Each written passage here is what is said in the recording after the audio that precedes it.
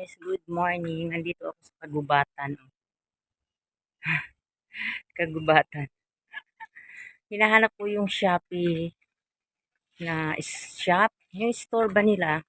Kasi meron akong in-order na doon ko ipipick up sa sa Shopee. Kaya hinahanap ko ang Shopee. Nagtanong ako doon sa yung sa friend ko na Indonesian. Tinuro niya tapos tiningnan din ng madam ko yung sa Google Map. Mas naintindihan ko yung sinasabi ng Indonesian. So ngayon, mas malapit yung sinabi niya sa akin. So ngayon, parang nasilip ko na, ayun o, nasilip ko na yung logo ng Shopee.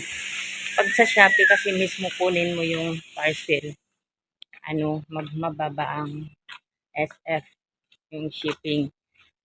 Kasi meron kasing mga online seller na mismo sa Shopee lang ipa-pick up. Walang 7-Eleven, walang Family Mart, walang Okay Mart, mga ganon.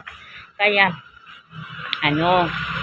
kaya doon ko pipick upin kasi importante kasi sa akin yung, yun, iniinom ko yun araw-araw.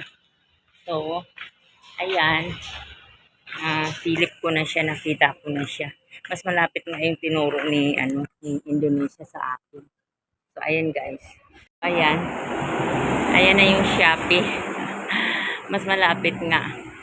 Open na sila. Paano yun? Hindi ko nga alam paano yung gagawin. Anong road to? Ang pangalan ng road na to. Kapag tama nga yung sinabi ni ma'am.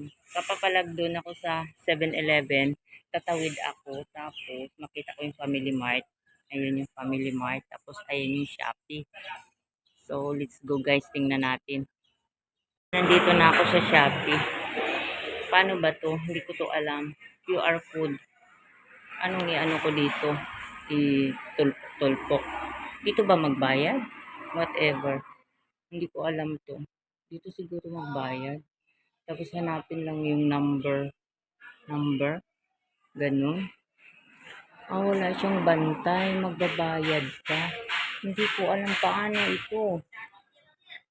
So, ayan guys, nakuha ko na siya. Pinakialaman ko yung machine. At natuto din ako. Ito yung in-order ko. Ayan. Yan yung in-order ko. At madali lang pala ilagay lang yung phone number. Tapos, lalabas na yung details mo. Tapos, pagkalabas sa details, ilagay mo yung pera. Tapos, i-okay mo. Yun na. Yun lang pala. Ang bilis. Napakatanga ko talaga. Nagpakaproblema-problema pa ako kung paano gawin. Yun naman pala. Ang bilis. Doon kasi sa Banchaw pa ako. Nag-receive din ako niyang ganyan. May bantay. May bantay doon. Doon ka magbayad sa cashier. Doon sa bantay. Dito sa ngayon, high-tech. Wala nang bantay.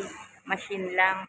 Pag napindot mo na, nabayaran mo na, may nakalagay din sa papel sa resibo na na number kung saan yung kung saan mo kukunin yung yung parcel mo. Tapos naka-open na siya, naka-open na.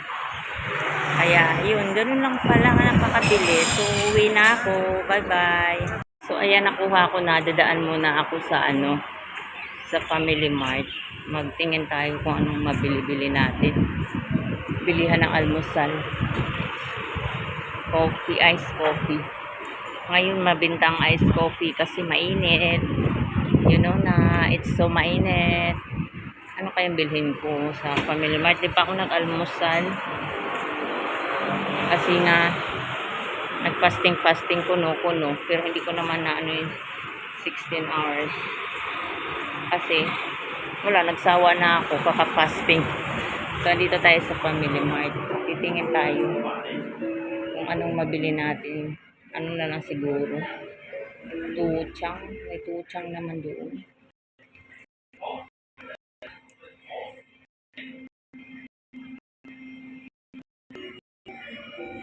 Ako, andyan na naman si tinapay. Ano to? Anong tinapay to? Chicken. Bread. Oh, may ganyan na naman bago.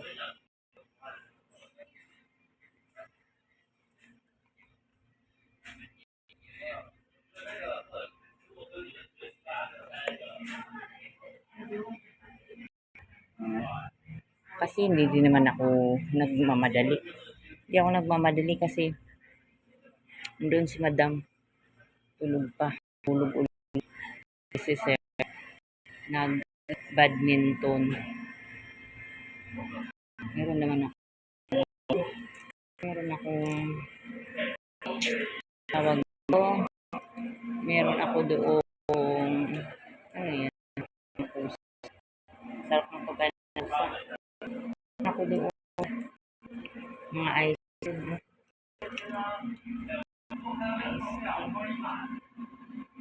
Ice cream din sa bahay sa ref.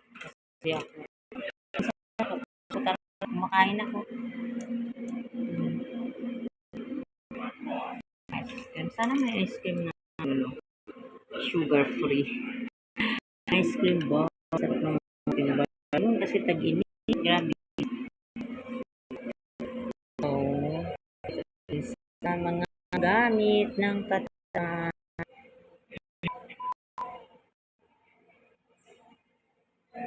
Sa inumin tayo. Inumin na lang siguro bilhin ko. Ihalo ko doon sa sa kape. Ang mahal na ng yogurt, 55. Are you sure? Na 55 ka talaga?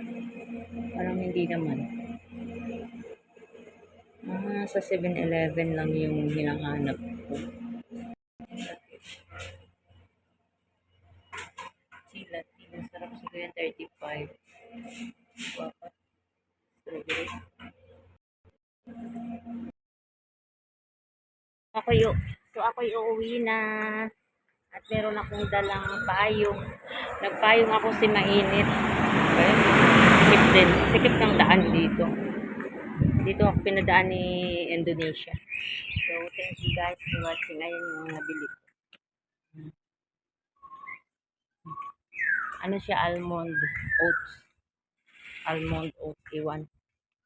So, thank you for watching. Bye-bye.